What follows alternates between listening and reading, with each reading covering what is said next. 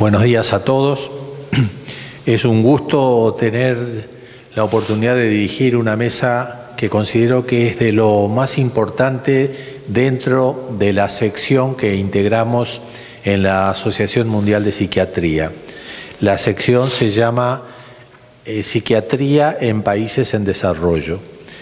Quienes me van a... Yo soy el doctor León Cohen Bello, soy psiquiatra, soy miembro de la sección Intervención en Desastres de la Asociación Mundial de Psiquiatría y miembro de la sección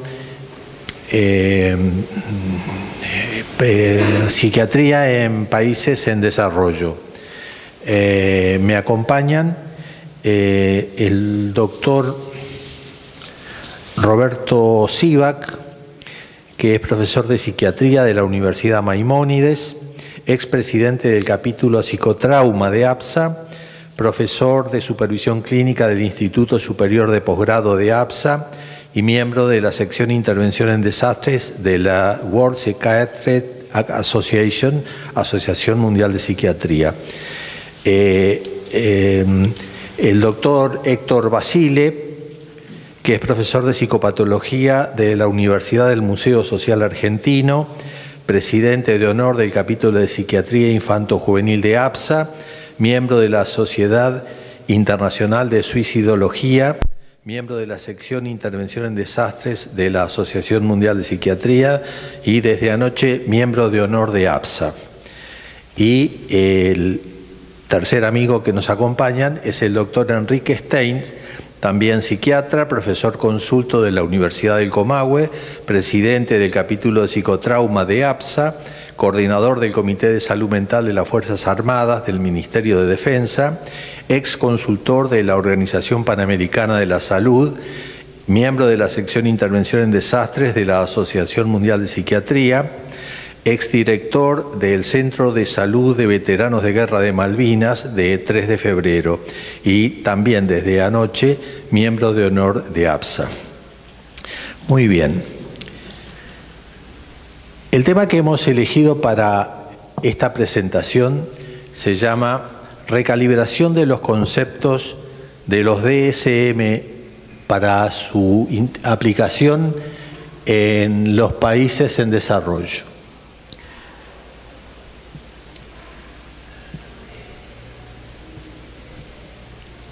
¿Por qué recalibrar conceptos?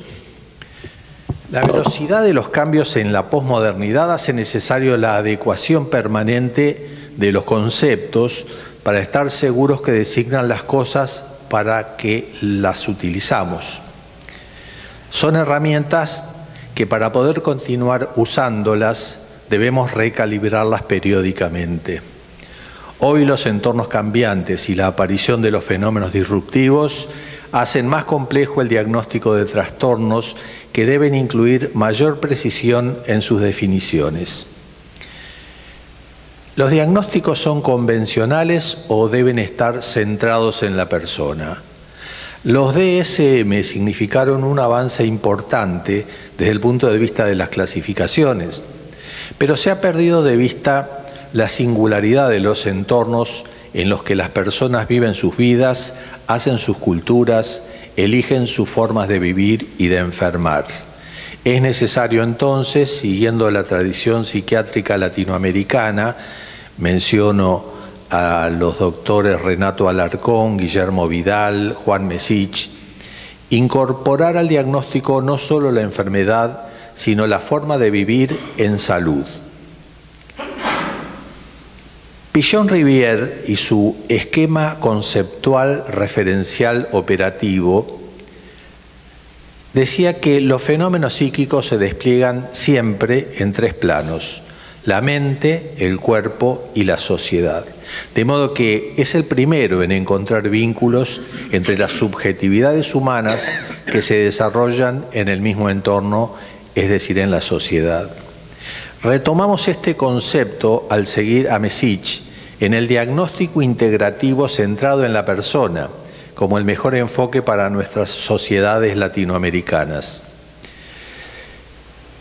Para Pichon-Rivière, la psicología social se define como social a partir de la concepción del sujeto, que es entendido como emergente, configurado en una trama compleja en la que se entretejen vínculos y relaciones sociales.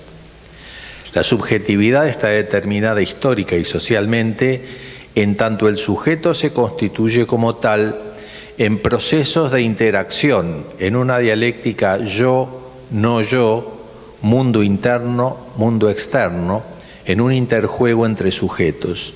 Las unidades de análisis básicas son el vínculo como relación bicorporal y el grupo como red vincular. La psiquiatría en los países de bajos ingresos. Una es la psiquiatría que practicamos y otra es la que deseamos. Y para esto recurrimos a la ética de los pueblos originarios. Hay 3 frases que figuran en casi todos los cuerpos de ideas de los pueblos originarios. Ama Súa, no robarás. Ama Yuya, no mentirás. Y ama Quilla, no serás flojo. Fíjense que estos 3 conceptos indican claramente la prevalencia del bien común, la prevalencia del interés social sobre el interés individual. En el siglo XXI tenemos realidades superpuestas, la globalización y los pueblos originarios. La idea que tenemos habitualmente de vivir mejor es un fruto del consumismo. En cambio, cuando se trata de vivir bien, se trata de vivir en armonía con lo que nos rodea, no solo con la sociedad, sino con la naturaleza. La salud entonces queda integrada a la vida cotidiana en forma colectiva y hay un predominio del bien común sobre la visión individual. ¿Desde dónde hablamos de psiquiatría cuando hablamos? Hablamos desde la selva, desde los pueblos de nuestra América Latina, y todavía somos los herederos de los brujos y los chamanes de la tribu. En 1985, en una prestigiosísima revista de psiquiatría que se llama Acta Psiquiátrica Latinoamericana, Renato Alarcón hacía varias preguntas. Decía, ¿qué somos y quiénes somos los psiquiatras de América Latina? ¿Cuál es nuestra historia? ¿Qué es este arte y esta ciencia llamada psiquiatría? ¿Está feliz, está satisfecho el psiquiatra que trabaja en América Latina? ¿Cuáles son las habilidades que debe tener un psiquiatra en América Latina? Para ser psiquiatra se requiere todavía un set especial de requisitos que van desde la capacidad empática hasta la habilidad para trascender barreras disciplinarias y moverse cómodamente en campos tan diferentes como la interacción molecular o la violencia callejera. Esto decía Renato Alarcón en 1985. Bueno, esto es una foto que tomamos con algunos amigos. Este es José Mesich. Mesich es un peruano que vive actualmente en Nueva York. Él es profesor de psiquiatría en el Mount Sinai Hospital de Nueva York. Este es un y él fue expresidente de la Asociación Mundial de Psiquiatría. Él es George Christodoulou, es griego y también es, hasta el año pasado era presidente de la Federación Mundial de Salud Mental. Este es un colega de Brasil, es el director de la Unidad Brasil de la Red Iberoamericana de Ecobioética de la Cátedra UNESCO, y este es nuestro amigo Moti Benyacar, que es el creador de la Red Iberoamericana de Ecobioética y también, como todos, participa con nosotros en todas estas actividades. Bueno, y acá estamos en 2010. Él es el profesor Russell de Souza de Australia, que hoy tenía que estar acá, pero se excusó hace unos días que había tenido otros compromisos. Él dirige la red Asia-Pacífico de la sección Intervención en Desastres de la Asociación Mundial. Él, como lo vimos en la foto anterior, es José Tomé, un colega de Brasil. Él es Moti Benyacar. Él es el profesor Amnon Karmi, que es el director general de la Cátedra UNESCO de Bioética, que tiene su sede en la ciudad de Haifa, en Israel. Bueno, y acá llegamos al diagnóstico integrativo centrado en la persona, que es un tema creado por Mesich. Él dice que articular la ciencia y el humanismo para obtener un diagnóstico de la totalidad de la persona es lo más importante, tanto en la salud como en la enfermedad.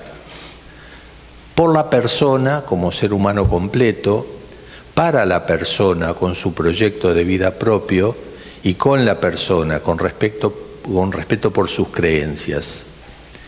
Y es necesario evaluar la salud en general con las experiencias de salud y enfermedad evaluadas por el propio paciente, por su familia y con los médicos. Es decir, esto es lo que denominamos el enfoque biopsicosocial, que se habla mucho de esto, pero pocas veces hemos visto un diagnóstico que trascienda a la enfermedad. Es decir, que esto de biopsicosocial queda como un enunciado. ¿Cuáles son los propósitos de un diagnóstico? El propósito convencional es caracterizar la naturaleza de una enfermedad o trastorno específico y que lo distinga de otras condiciones similares. Laín Entralgo decía: comprender también lo que pasa en el cuerpo y la mente de la persona que se presenta para su atención. La comprensión diagnóstica requiere un proceso de compromiso y empoderamiento que reconozca al paciente, a su familia y a los profesionales que lo tratan.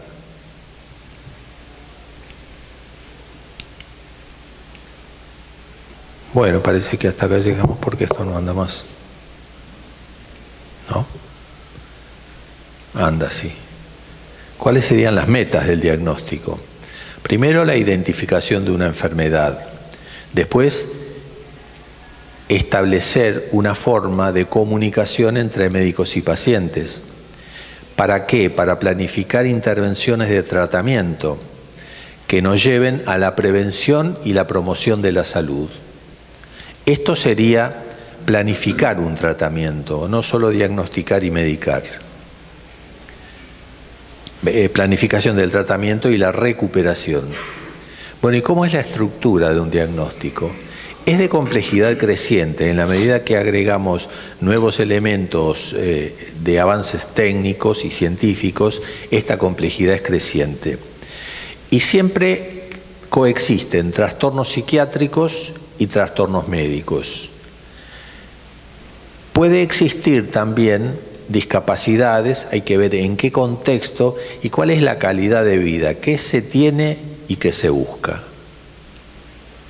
Y necesitamos tener una comprensión diagnóstica, una planificación del tratamiento para llegar a una determinación pronóstica. Estos serían los aspectos interactivos de un marco biopsicosocial. ¿Qué sería la comprensión amplia de una condición clínica? Es la participación de diferentes sistemas biológicos involucrados en la regulación de los procesos físicos y psicosociales, y es la creatividad consciente del sí mismo. Son diferentes sistemas de aprendizaje, hábitos y habilidades, intuiciones y narraciones autobiográficas. Es una complejidad de la herencia genética y cultural única para cada persona.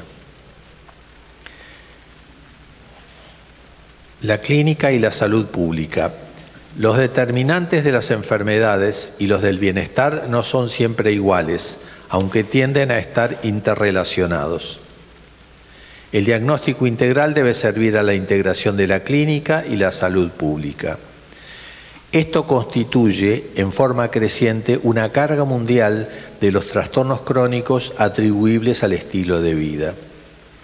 Bueno, ¿y en qué estamos ahora? En 2009, la Asociación Mundial de Psiquiatría publicó las directrices internacionales para evaluación diagnóstica.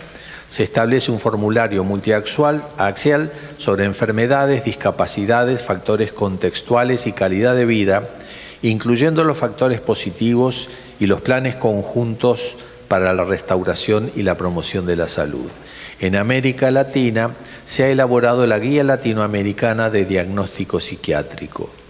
Y la planificación del tratamiento y la atención, más que la identificación de la enfermedad, es el objetivo central de un diagnóstico.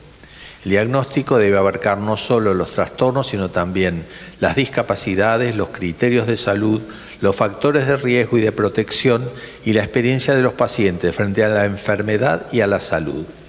Es decir, que el diagnóstico sería el paciente más la clínica más la familia. Bueno, y esta guía latinoamericana para el diagnóstico psiquiátrico tiene 4 ejes centrales. El primero, al igual que todos los sistemas conocidos de los DSM, serían los trastornos clínicos. El segundo serían las discapacidades evaluadas en 4 áreas: cuidado personal, funcionamiento familiar, funcionamiento académico u ocupacional y funcionamiento social. Acá no alcanza con decir que tiene una discapacidad grave, leve o moderada. Dentro de cada uno de estos 4 ejes se establecen 10 condiciones, donde en un marco de 40 casilleros se puede ubicar con precisión no lo que le falta a la persona, sino cuáles son las capacidades que sí tiene y cuáles son las que hay que apuntalar. Y el tercer eje son los factores contextuales referidos al entorno ambiental y psicosocial.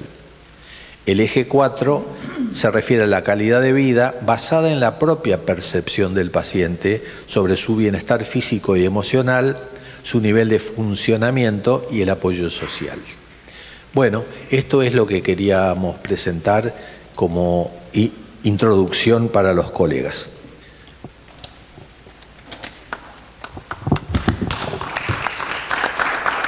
Entonces, ahora vamos a presentar al doctor Roberto Sivak.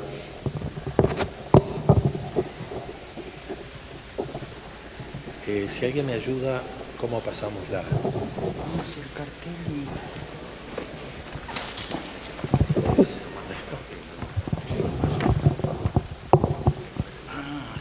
La presentación con el micrófono.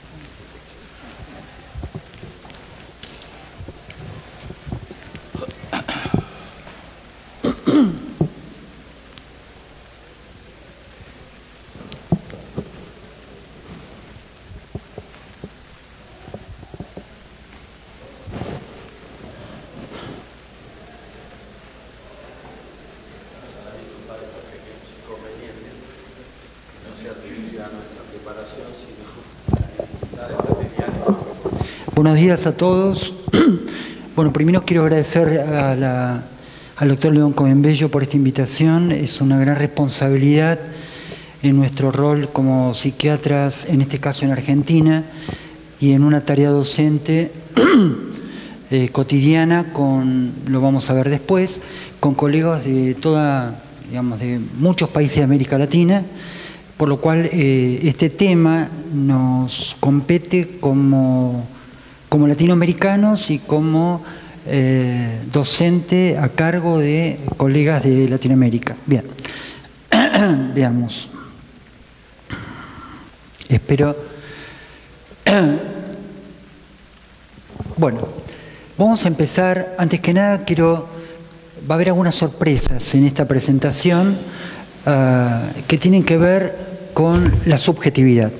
Para que ustedes me comprendan, mi padre ya fallecido era peletero y lo vi trabajar muchos años como inmigrante también, tratando de que las prendas de piel les quedaran bien a las mujeres que atendía.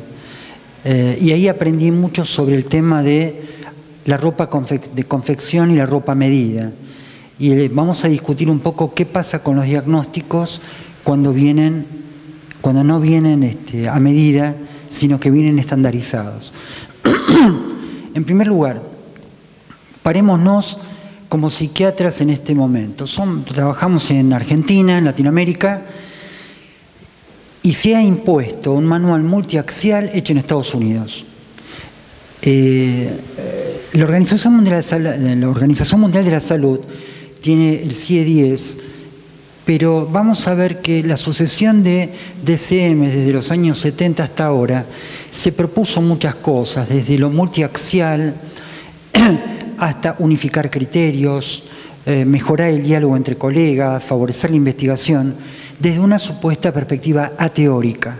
Sin embargo, la cosa no ha sido así. Como decía León Cohen-Bello, el consumismo y a veces la cierta hegemonía cultural que se ha dado a través de estos años ha llevado a que la supuesta investigación teórica ha terminado en que los DSM se han transformado, se han cosificado, como dice el doctor Gaemi, con una cierta carga de idealización y reduccionismo. Algo así como que algunos psiquiatras jóvenes pueden creer que la psiquiatría es el DSM, cuando en realidad esa no era la idea, en absoluto. Por lo cual la clínica psiquiátrica de hecho se ha empobrecido.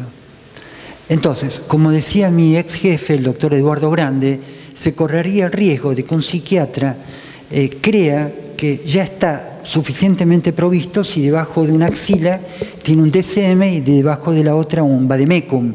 Sería extremadamente lamentable.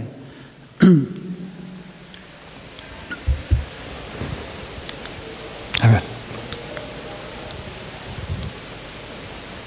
Acá tenemos los shoppings actuales. Pónganle la marca que quieran. Es fascinante, ¿vieron? Tenemos camisas para todos los gustos, trajes para todos los gustos. Sin embargo, se pueden cometer muchos errores al confeccionar un pantalón, como bien lo aprendí con mi padre. Y le tira de sisa, le tira de acá, le tira de allá, pero no siempre va a haber alguien con buena voluntad que esté dispuesto a revisar, a retocar y a charlar con el cliente, por poco digo paciente, para ver si el diagnóstico, la ropa le cae bien. Y se correría el riesgo entonces de varios problemas. Ya ven entonces que si uno tiene buena suerte, la pega con la camisa, con el saco, pero muchas veces no la pega. Ahora, la confección a medida es una maravilla, un poquito cara, sí, y trabajosa, puede llevar meses, pero después uno está impecable. ¿Cuánta gente se puede permitir tener un traje a medida? Y también es trabajoso y caro hacer un buen diagnóstico de un paciente. Y mucho más, como dice el doctor Mesich, un diagnóstico personalizado. Eso lleva bastante trabajo. La entrevista psiquiátrica implica muchas cuestiones, entre ellas relacionarnos, relación humana, comprender, contextualizar la problemática que nos traen, diagnosticar, comprender, fíjense cómo insisto en comprender, diferenciar, diagnósticos diferenciales, privilegiar la información, priorizar, decidir, tomar muchas decisiones, comprender, informar, planificar y lograr una alianza terapéutica. No es pavada una entrevista psiquiátrica, pero esa entrevista psiquiátrica es la clave nuestra como médicos. Y aquí tenemos diversos contextos de entrevistas psiquiátricas donde hay migrantes o, atendidos por profesionales de distintas culturas, culturas similares, culturas diferentes, con cambios de contextos, zonas rurales, zonas urbanas. Como dice el doctor House, ¿no? Supuestamente, la entrevista psiquiátrica implica el arte de comprender, pero ¿comprendemos realmente? Y además, ¿somos comprendidos por los pacientes? O en todo caso, lo que nos proponemos junto con el paciente ¿es comprensible? ¿Implica una tarea consensuada? Teseo y Procusto. ¿Cómo es la cuestión? Veamos, ¿quién era Procusto? Era un bandido y posadero del Ática, mitología griega, se lo consideraba hijo de Poseidón. Invitaba a tumbarse en una cama de hierro, cuando los viajeros llegaban, lo amordazaban, y la clave para él es que el viajero tenía que acomodarse a la cama. O sea, que si sobraba había que cortar, y si no había que estirar. Si no había que atarlo a las esquinas del lecho, bueno. Y si no había que serruchar, ¿qué era? Pies, manos, cabeza, bueno. Ahora, algunas versiones dicen que en realidad Procusto tenía una cama larga y otra corta, de modo tal de poder darse el gusto de siempre hacer lo que él quería, hasta que llegó Teseo. Si el desdichado era de estatura más corta que la cama, bueno, había que estirar las piernas hasta que se ajustaran.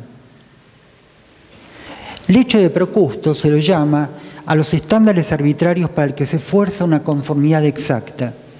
Se aplica también a aquella falacia pseudocientífica en la que se tratan de deformar los datos de la realidad para que se adapten a la hipótesis previa. Algunos psiquiatras suelen apresurarse a intentar encajar pacientes en categorías diagnósticas. Se dice que en los primeros 20 segundos un médico, un psiquiatra ya tiene un diagnóstico en la cabeza. Ahora, ¿realmente se preocupará de seguir escuchando al paciente o recortará igual que Procusto los datos para que le encajen? Procusto continuó con su reinado hasta que se encontró con el héroe Teseo, que invirtió el juego. Lo retó a Procusto a comprobar si su propio cuerpo encajaba con el tamaño de la cama. Cuando el posadero se hubo tumbado, Teseo lo amordazó y ató a la cama, y allí lo torturó para ajustarlo como él hacía a los viajeros, cortándole a hachazos los pies y finalmente la cabeza. Matar a Procusto fue la última aventura de Teseo.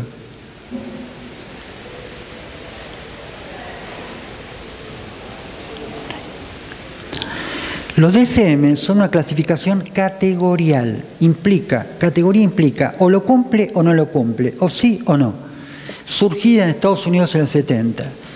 En mi opinión, mi humilde opinión, lo multiaxial de esa clasificación y la posibilidad de un lenguaje común potencialmente debía poder ayudar a siempre comprometernos a evaluar los factores biopsicosociales y ser un lenguaje común para posible investigación. En algunas medidas lo cumplió y en otras medidas falló. Ahora, el DSM de ninguna manera es el único manual. Lo que ocurre es que es yankee, ¿vieron? Es cool y está de moda y además se impone la hegemonía cultural. De ninguna manera. El CIE-10 ya va por la 10ª versión y de la Organización Mundial de la Salud, y como bien planteaba el León Cohen Bello, la APAL, Asociación Psiquiátrica de Latinoamérica, tiene su propia clasificación. Pero lo que ocurre es que Kaplan y muchos autores han llevado a que el DSM sea priorizable, digamos. Pero veamos, ¿qué pasaba en Latinoamérica? En Latinoamérica pasaban muchas cosas. Desde los años 60-70 teníamos los textos de Mariátegui, Epidemiología Psiquiátrica en América Latina, la colección de ACTA, que va más de 60 años, las enciclopedias de psiquiatría, con un sesgo latinoamericano muy importante, donde ya escribían Alarcón, Vidal, después escribió Mesich, y por último Lola Stepke, que le daban un valor fundamental a la visión latinoamericana de las problemáticas de salud mental. Alarcón, por ejemplo, casualmente de Perú, igual que Mesich, ya insistía en los componentes culturales en la formación del médico y la evaluación. En este sentido, por ejemplo, aquí comentaba la importancia de las diferencias de formas de duelo en los miembros de diferentes grupos étnicos o comunitarios y las distintas respuestas de poblaciones, distintas etnias a los fármacos. Del mismo modo, insistía en la adecuada formación cultural del profesional para evaluar adecuadamente en la entrevista diagnóstica. Mesich, también de Perú, y como decía el doctor Cohen Bello, ya insistía. Lo interesante es que ambos, Mesich y Alarcón, eran migrantes peruanos en Estados Unidos. No es un tema menor.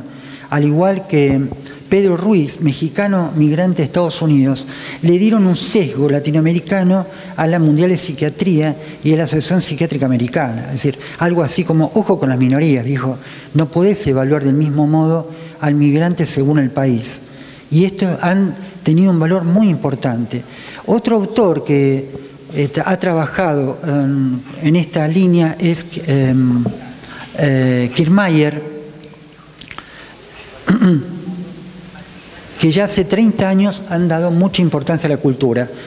Como decía el doctor Cohen-Bello, yo quería insistir en un punto aquí.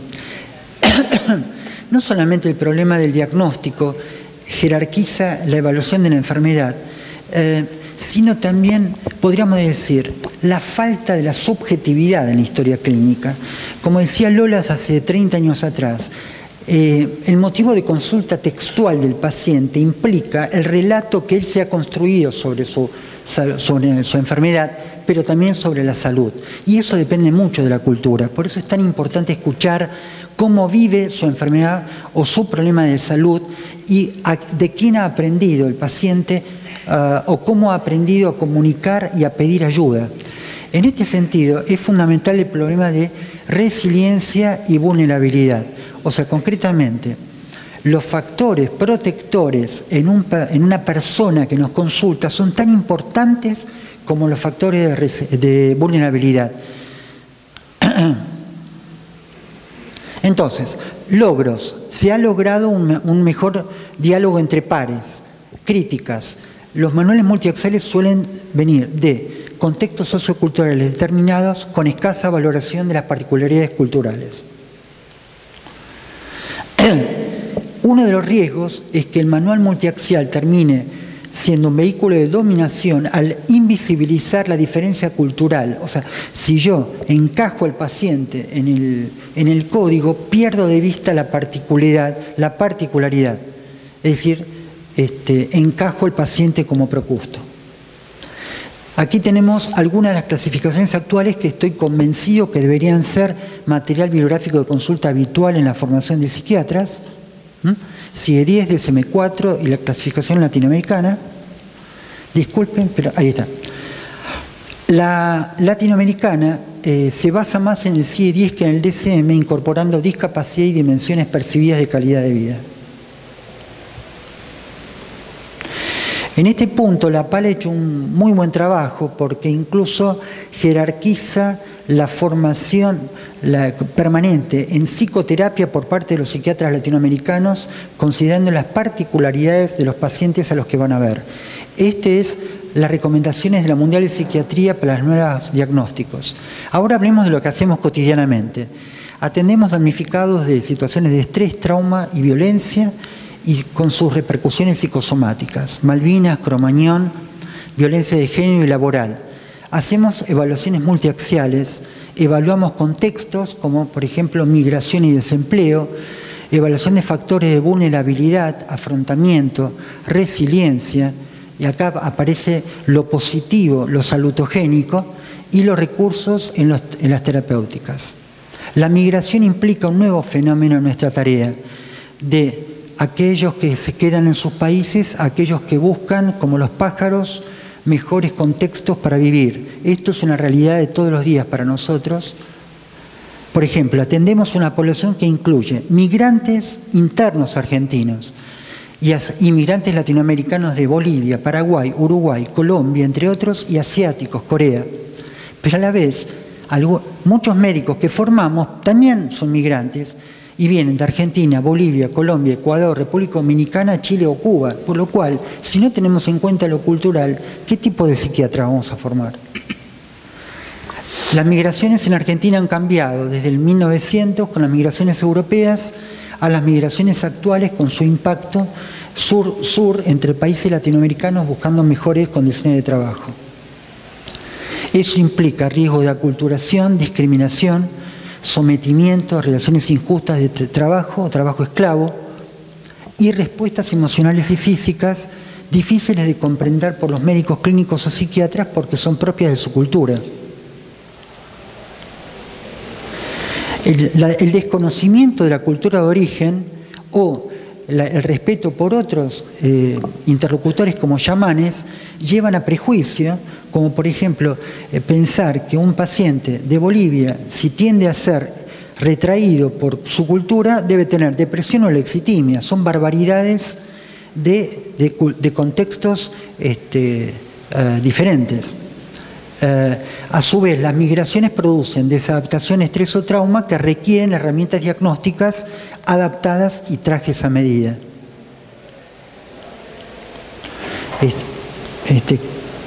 Entonces, ¿qué me preocupa? El DSM-5 ha eliminado la multiaxialidad, lo que representa un retroceso, porque el psiquiatra puede perder lo que había ganado el DSM-4 de valorar lo multiaxial, valorando la dimensionalidad como obsesión, psicosis e impulsividad.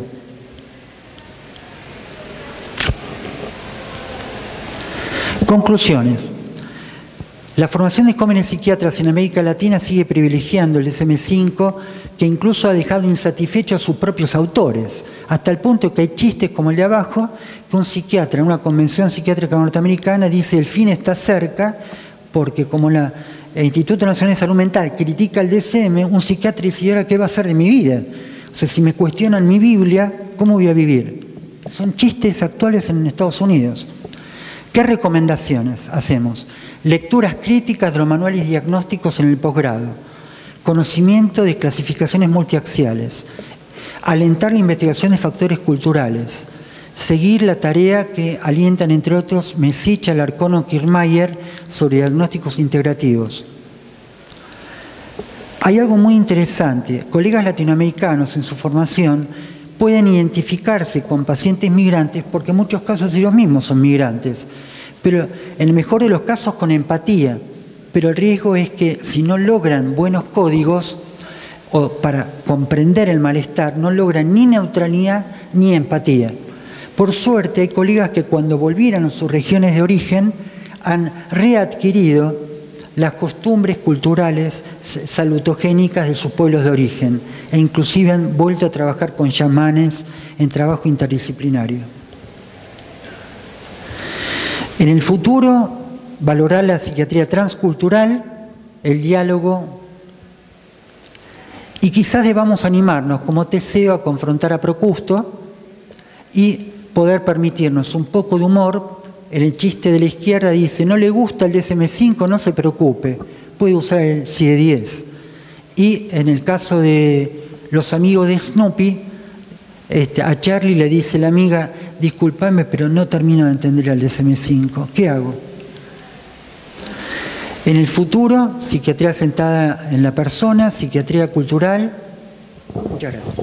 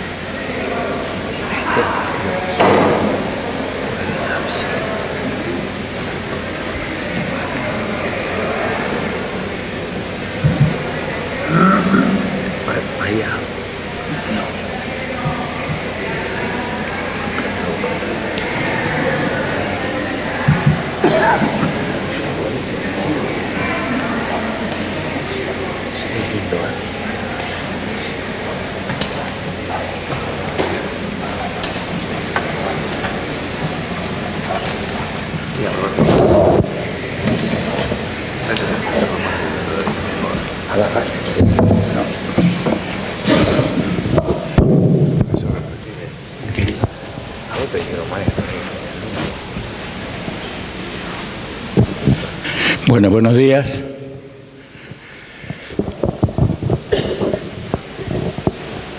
Es una bonita y gran responsabilidad y un enorme desafío el que me ha arrojado León, adjudicándome la posibilidad de participar con ustedes, yo que vengo de la psiquiatría infantojuvenil y de la suicidología. Entonces, algo de lo que vamos a ver hoy tiene que tener alguna relación con eso y vamos a ver de qué se trata, lo que he podido estructurar. La primera, León. ¿Dónde va esto? ¿Así lo puedo manejar yo? ¿Cuál es? ¿Para avanzar? Bueno, recalibración de los DSM para la autorización en los países emergentes. Vamos a hacer una breve recorrida histórica. Cuando empezó la psiquiatría científica, lo primero que ocurrió fue un caos taxonómico. Es decir, un caos donde cada uno opinaba, cada uno en la época de la Revolución Francesa descubría un pequeño salvaje que en realidad era un niño abandonado en la selva de Aveyron, y ahí se describió la deficiencia mental, que en realidad era un chico que después terminó siendo un chico psicótico, pero no tenía todo el bagaje cultural del contacto con todos los seres humanos. Después apareció que cada una de las naciones europeas con cultura propia fue creando un sistema de clasificación, un sistema taxonómico independiente y con muy poca relación con los demás, de tal manera que el diagnóstico en un país y el diagnóstico en otro era totalmente distinto y por lo tanto los tratamientos no eran aplicables de acuerdo a los criterios. Luego pasamos a intentos de sistematización internacional y entonces apareció el CIE-10, apareció el DSM, el GLAD y hoy casi una coexistencia dentro de nuestra cabeza el DSM-4 y el DSM-5 que lentamente van siendo atendidos. Pero hoy vamos a ver qué consideramos positivos de una y otras clasificaciones. Lo positivo de los DSM. Y hay una diferencia enorme de concepción entre el DSM-4 y el DSM-5 como si fueran productos de distintas galaxias. Absolutamente. Pero veamos lo positivo. En el DSM-4, lástima que está muy chiquitito, en el DSM-4 hay una parte que nadie lee, que son los síndromes culturales de los distintos países, de los distintos continentes, que yo les pido por favor que lo lean porque tiene una riqueza enorme. El GLAD, ya se estuvo hablando de qué se trata, el glosario de síntomas culturales, pero latinoamericanos, específicamente latinoamericanos. También vale la pena tenerlos en cuenta. Luego el DSM-5.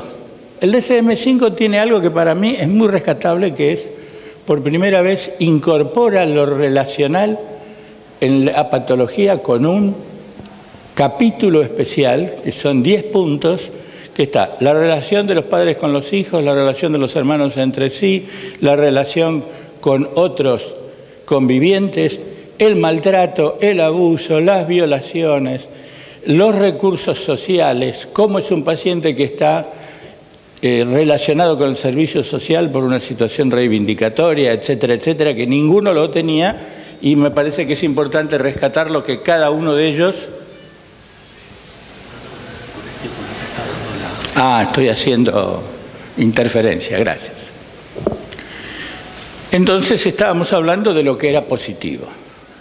Y veamos lo negativo. Esquematismo científico o cibernético de estas clasificaciones de DSM-4, DSM-4-TR y sobre todo de DSM-5. Por otra parte, en el DSM-5 desaparecen totalmente, como dijo el colega, los ejes. O sea que una persona es nada más que un frontis donde se juntan 10 síntomas, 3 de ellos tienen que tenerlos, los otros no importa, y a partir de eso tenemos definida una patología que incluye el devenir futuro de una persona. Cuando hacemos un diagnóstico estamos jugando el futuro de la persona, estamos jugando el respeto humano, estamos jugando el destino de la familia, que muchísimas veces cuando hacemos un diagnóstico la llenamos de una cantidad de cosas que significan la posibilidad de que sus hijos sean víctimas de bullying, una segregación, etcétera, etcétera. Y sobre todo, la pérdida de la autoestima de la persona, que no puede valorar las capacidades que sí tienen, que son la esencia de su personalidad. Por otro lado, criterios sobre el consumo problemático, hoy que se está hablando de esto, y el DSM-5 no establece ninguna diferencia entre los consumidores sociales y los dependientes. Es decir, ¿cuál es el criterio? Y no podemos decir que alguien es un dependiente porque esté consumiendo, porque esto va a ser oprobioso. Es el criterio científico que se usa para decir, da lo mismo que consuma una vez por semana que consuma todos los días. Que esté con una psicosis de consumo, etcétera, da exactamente lo mismo. Consumo problemático. Es cualquier cosa. Hoy estamos discutiendo eso en el Congreso. Otra cosa importante es, apareció algo muy importante que es el espectro autista, donde de pronto se juntan un autista que es incapaz de comunicarse con un Asperger, que puede ser un puntal del Silicon Valley para la investigación de Internet. Me parece que es injusto y al mismo tiempo es peyorativo, porque ha logrado, esto ya viene de la época del DSM-4, el orgullo de algunas personas que dicen yo soy Asperger, soy superior al resto de la gente.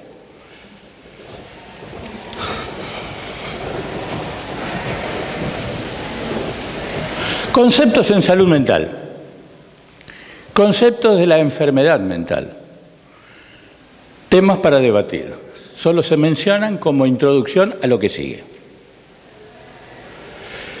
Todo esto tiene que ver con el tiempo, no es lo mismo la salud mental del Renacimiento que la salud mental del siglo XVIII, del siglo XIX, del siglo XX y del siglo XXI.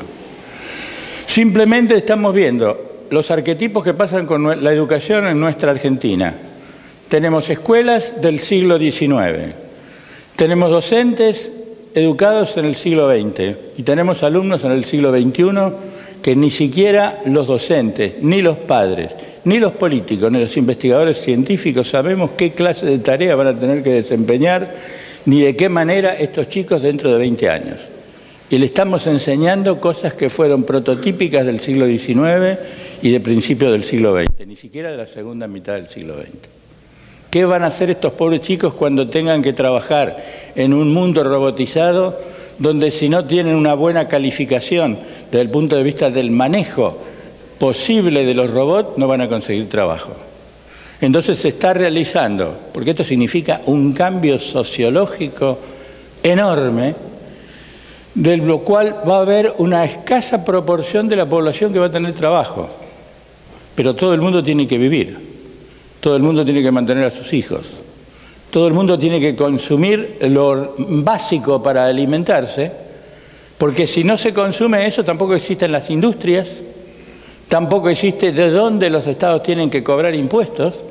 O sea, va a llevar, si no nos encontramos la forma de resolver todo esto, a una situación de anomia humana, que va a significar un desafío muy importante, probablemente con la pérdida de varias generaciones. Se está trabajando en países desarrollados como Finlandia, una asignación básica universal que ya está empezando a ser usada con 5.000 finlandeses cada año que se van rotando y empiezan a vivir con una cantidad de euros que el Estado les provee, independientemente de su trabajo, para estudiar los fallos que tenga el sistema para cuando dentro de 50 años tengamos que aplicarlos, ya por lo menos existan menos fallos y tengamos que sacrificar menos gente. El lugar del hombre en el cosmos. Vivimos en una bolita, en un rinconcito perdido del universo. Estamos recién buscando desesperadamente planetas habitables para poder huir de la catástrofe que es el cambio climático y la contaminación atmosférica. Y la NASA está buscando dónde puede migrar la humanidad para poder subsistir. Y esto tiene una influencia grande, aunque no lo pensemos, en nuestra salud mental y en nuestra patología. Esto significan cambios. Y la psiquiatría biopsicosocial significa un cambio importante de aquellos primeros conceptos que hablaban los colegas. Luego tenemos que considerar psiquiatría, sociedad y cultura. La cronopsiquiatría, la paidopsiquiatría, la gerontopsiquiatría, la etnopsiquiatría a la que nos vamos a referir. Cambios culturales de lugar y de tiempo. La psiquiatría y el hábitat. La naturaleza primitiva de nuestros pueblos originales. En cada lugar del mundo hay reductos de pueblos originales y los estamos destruyendo. Los estamos destruyendo por homicidio o los estamos destruyendo porque le estamos condicionando a que no tengan otra salida que el suicidio. Los guaraníes de Mato Grosso, en el sur de Brasil, tienen una tasa de suicidio 19 veces más alta que la tasa de suicidio de todo el Brasil. Vamos a hablar de eso. El individuo, la psiquiatría de la persona, el entorno, la psiquiatría del entorno, la psiquiatría en sociedades desarrolladas no es lo mismo que la psiquiatría en sociedades en desarrollo, no es lo mismo que la psiquiatría en las sociedades paupérrimas, no es lo mismo la psiquiatría en las distintas clases sociales, la psiquiatría y la influencia de las distintas filosofías. Enfermar no es lo mismo, aunque la psiquiatría sea lo mismo. La psiquiatría de la paz no es lo mismo que la psiquiatría de la guerra. No es lo mismo que la psiquiatría occidental que la psiquiatría de los pueblos originales. No es lo mismo la psiquiatría del invasor que la psiquiatría del invadido. No es lo mismo la psiquiatría del prisionero de prisión simple o en los campos de concentración. El siglo XX ha sido arquetípico. La psiquiatría del autócrata, la psiquiatría del sometido. La psiquiatría del discriminador y la psiquiatría del discriminado. La psiquiatría del perseguidor y la psiquiatría del perseguido. La psiquiatría del violador y la psiquiatría del violado. La psiquiatría del torturador y la psiquiatría del torturado. La psiquiatría del Silicon Valley y la psiquiatría del subdesarrollo. La psiquiatría del supermillonario, la de la clase media y la psiquiatría del proletariado. La psiquiatría del excluido y la psiquiatría del marginado. La psiquiatría del migrante no es lo mismo que la del exiliado. La psiquiatría del narcotraficante no es la misma que el del drogodependiente. La psiquiatría del soldadito del narcotráfico tampoco, y eso estamos aprendiendo los argentinos una enormidad. La psiquiatría del torturador y la psiquiatría del torturado. La psiquiatría del tratante de seres humanos y la psiquiatría del que huye de las guerras. Este es el desafío que se nos presenta y cómo meter, con qué calzador meter eso en las clasificaciones internacionales que buscan un esquematismo cibernético donde cada uno tiene que entrar. Me encantó lo del lecho de Procusto, pero ¿qué es lo que estamos pasando? Una persona grande tiene que buscar un comercio que venda talles para gordos, no los encuentra en cualquier lado.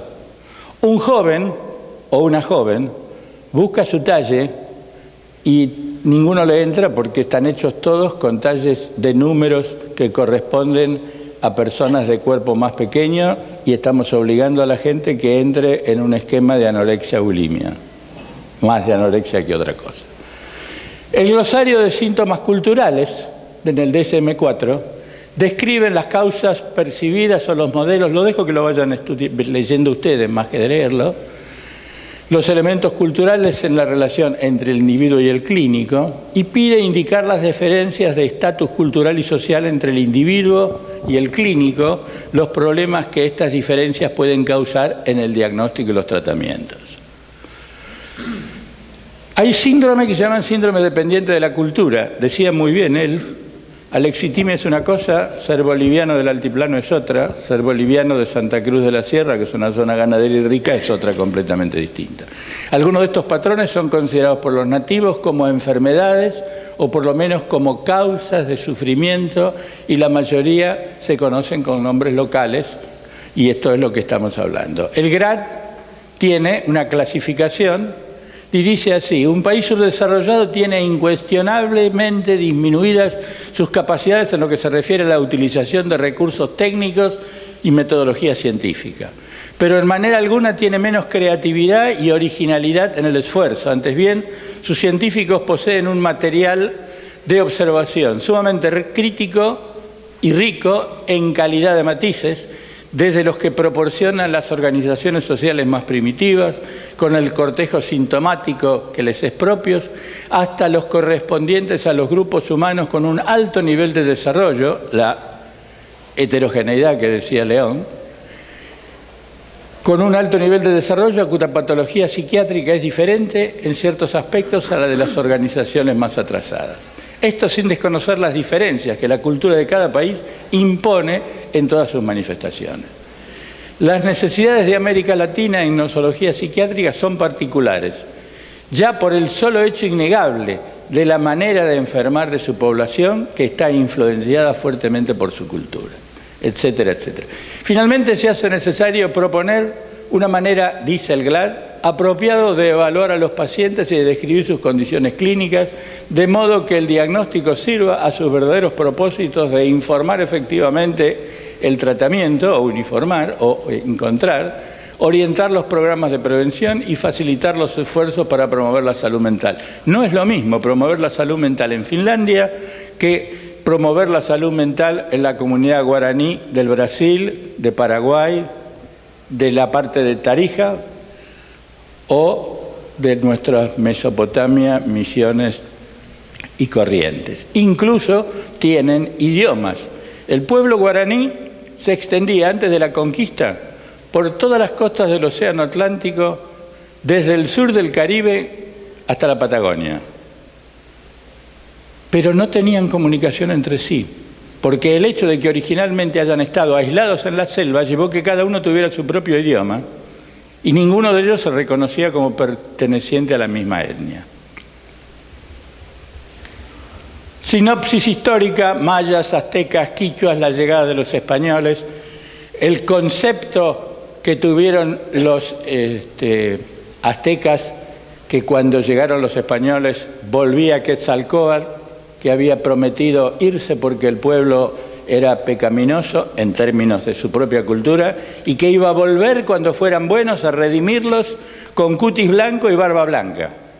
Y eso les abrió las puertas de la conquista y llevó a Hernán Cortés a que creara su gran imperio con la destrucción de los pueblos primitivos, que pudieron subsistir solamente sacrificando una parte de sí mismos con el mestizaje. Sigamos. Sí, tiempo. ¿Qué me trabó? Bueno, está bien. Vamos a la etnopsiquiatría. Concepto conocido. Lo que me importa es mostrarles algo, viejos y nuevos sufrimientos de América Latina. América Latina es una región de profundos desajustes y de extrema conflictividad social. Es muy probable que siga siendo una sociedad de castas. En este contexto se producen sufrimientos que no son bien recogidos en los manuales diagnósticos de factura occidental. Los siguientes son los nuevos problemas psicosociales prioritarios en Latinoamérica: el desempleo, las migraciones, los refugiados, la discriminación, la intolerancia, la estigmatización, la tortura, la violación de los derechos humanos, la degradación ambiental, la urbanización creciente, el consumo de sustancias, la violencia doméstica contra la mujer, niños y minorías, el abuso y comercio sexual de los menores, la competitividad, el estrés, etc. Entonces, vamos a hablar un poco sobre los guaraníes corriendo con el tiempo, y vamos a pasar a los videitos. Bueno, la cultura, yo les resumí recién el tema de la cultura guaraní, y vamos a ver los suicidios guaraníes. El impacto que en la psique del divorcio entre la humanidad y la naturaleza, deforestación, destrucción de la selva, que es el hábitat de los pueblos primitivos, la transformación forzosa en mano de obra para la caña de azúcar cuando antes estaba la selva y la tierra, que era su razón de ser. Vamos a ver algo de eso. Empezamos con el primer video. Solo uno.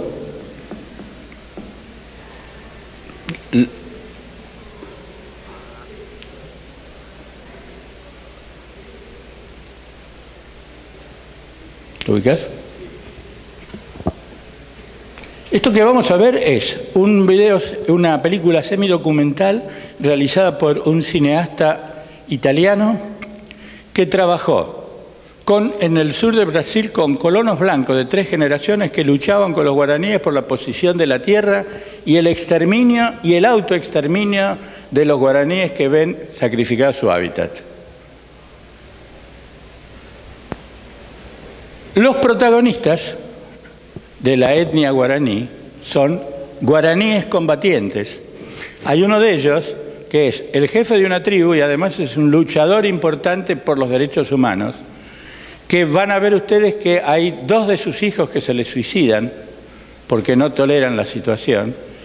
Y asimismo, el precio que él paga por esta filmación es que es muerto por represalia de los terratenientes. Lo van a ver todavía vivo. Larga. Sí. El que está en el centro es. Música, por favor. Están haciendo una canción primitiva. Este es nuestro hábitat, ahí donde están enterrados nuestros predecesores. Sigan leyendo porque es inglés fácil. El hábitat original. La llegada de los nuevos terratenientes que ya hace 3 generaciones que dominan su territorio y los tienen esclavizados. ¿Podemos apagar un poco la luz?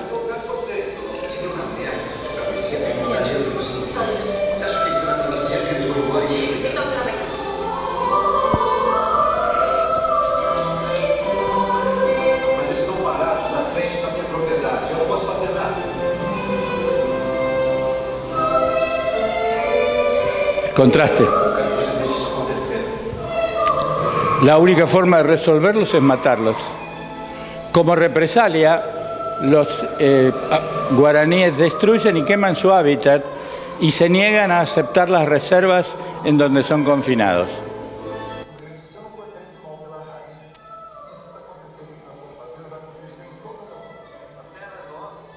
Miren esto, ¿eh? La tierra es nuestra. Yo soy la tierra. Este es el que después es asesinado por esta escena. Bien.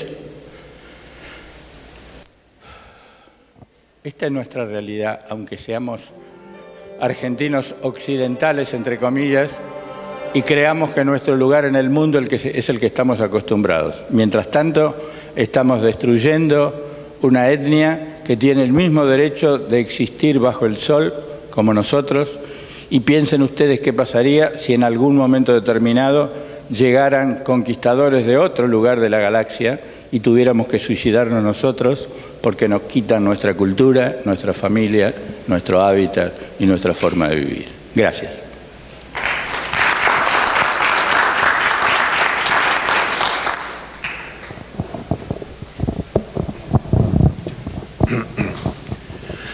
Bueno, buenos días. Yo tuve una dificultad técnica, tenía preparado un PowerPoint, ahora voy a tener que trabajar con el finger point o el cerebro point. Cuando León me invitó a participar de esta mesa, no tenía yo mucha idea respecto de cuál podría ser mi participación en relación con la temática. Pero, bueno, los padres míos eran obreros textiles, eran los que les llevaban las telas al barrio de Once, me imagino, ¿no? Estaba el viejo de Isivac para hacer los vestidos o los trajes. No, porque me remito a lo siguiente. Primero, cuando está planteado el problema del diagnóstico, algunos de nosotros trabajamos con la idea de que tenemos una medicina demasiado centrada en el diagnóstico y poco en el pronóstico. Esto lo decía un maestro nuestro que era Nájera, un epidemiólogo, que también decía, no importa cuántos años vivimos, sino cómo los vivimos. Es una idea interesante. Por eso nos llevaba muchas veces a lo siguiente, porque el diagnóstico en general, un esquema tan rígido como los DSM, nos parecería de que podemos encuadrar a todos de la misma manera en un mismo diagnóstico.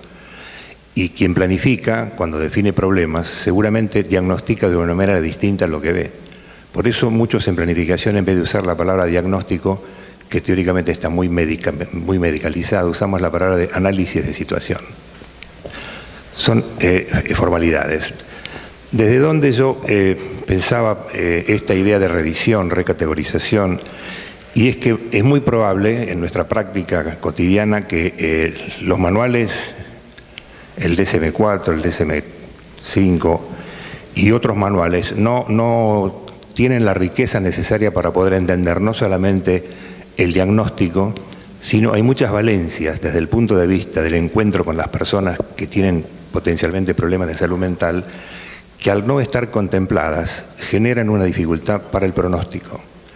Y creo que me parece que en esto, en la experiencia nuestra que tenemos, que tiene que ver con, entre otras, con veteranos de la Guerra de Malvinas, yo quisiera simplemente hacer una mención de 4 o 5 componentes que en nuestra práctica de muchos años, y esto lo pongo a consideración de todos porque seguramente en la sala tenemos la presencia de veteranos de guerra, en el sentido siguiente.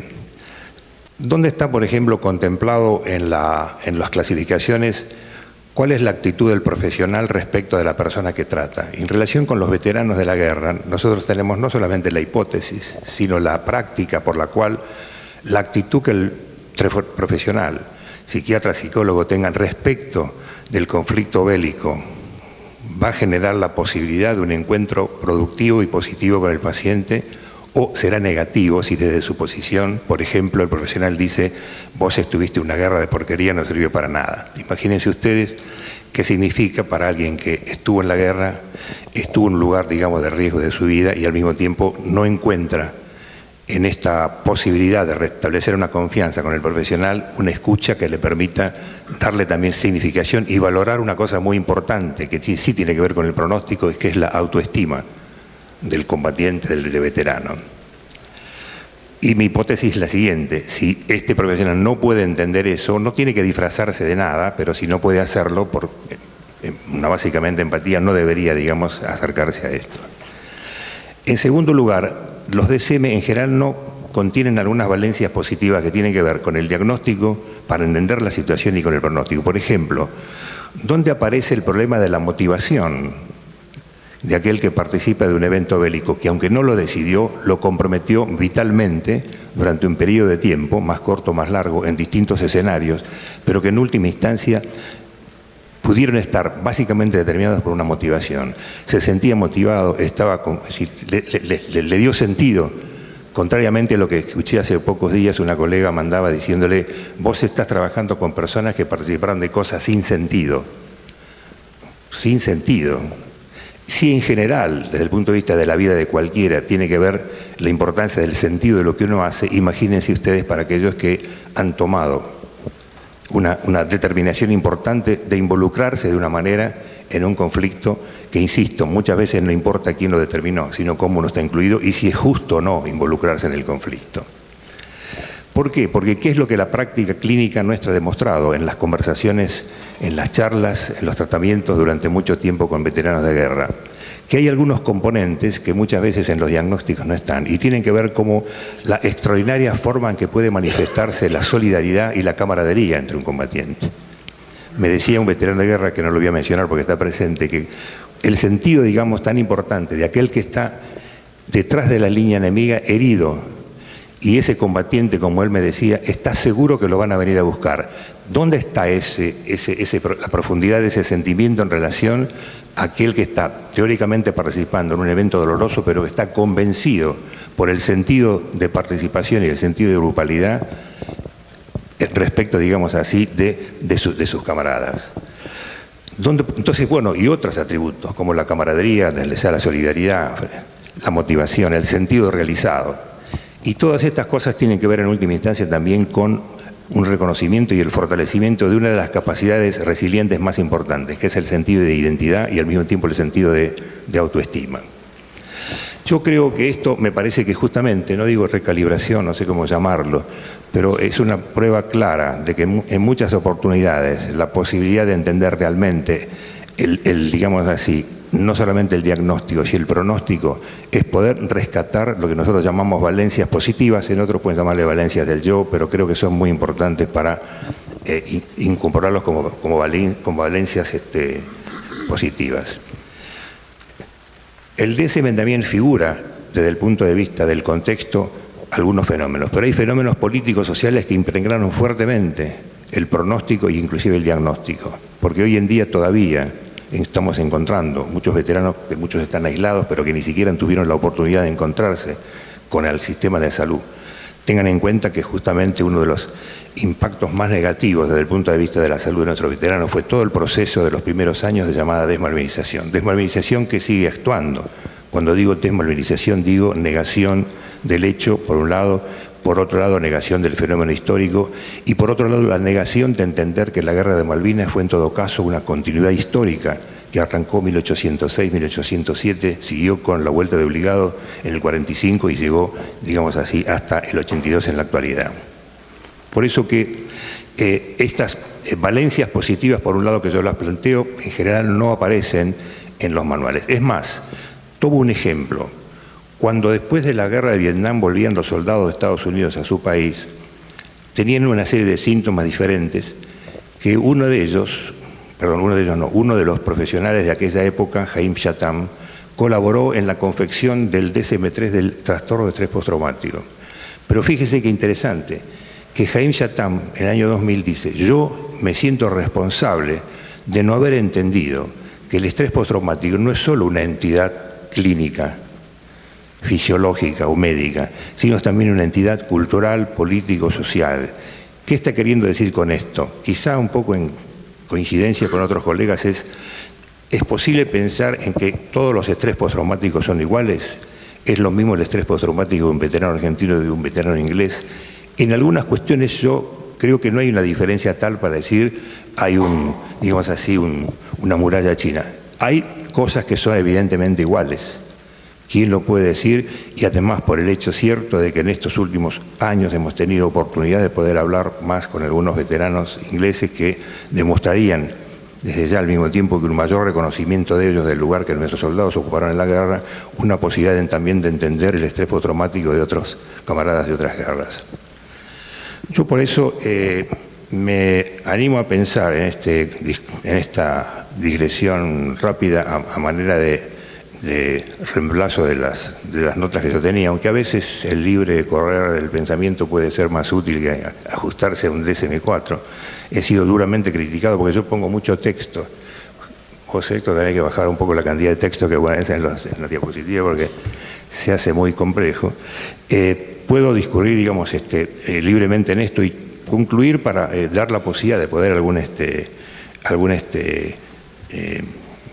debate. Decir simplemente esto. Yo, en la práctica de estos años, hemos visto cómo la posibilidad de cambiar la actitud hacia los veteranos de guerra desde el punto de vista del conocimiento real de su sufrimiento y de sus valencias positivas